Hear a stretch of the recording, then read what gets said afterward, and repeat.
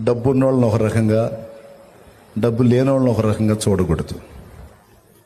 కొంతమంది సౌండ్లకి special respect ఇస్తారు. అమ్మా వందనాలు, అదే అయ్యా వందనాలు అన్నట్ట. డబ్బు డబ్బు డబ్బు పెద్ద కులం, డబ్బు, హోదా, వాటిని బట్టి పొరపాటును కూడా బెండ్ అవ్వకూడదు. నువ్వు ఎంత సౌండ్ అయినా, ఒక సామాన్యుడు ఎంతో, నువ్వు నాకంతే.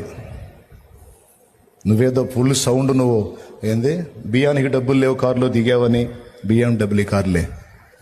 దేవునికి స్తోత్రం, హల్లెలూయా. ఏం కారు అది? బియ్యానికి డబ్బులు లేవు కారా?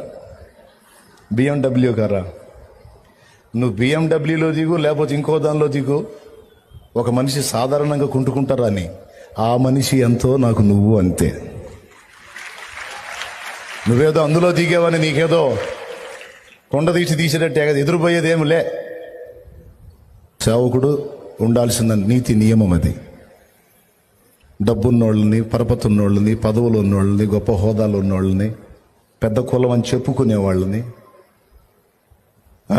వాళ్ళని స్పెషల్గా గౌరవించి, పాపం సామాన్యుల్ని ఒక పక్కన పెట్టే దరిద్రగొట్టు వ్యవహారం దైవజనుల్లో, దైవజనురాల్లో ఉండరాదు.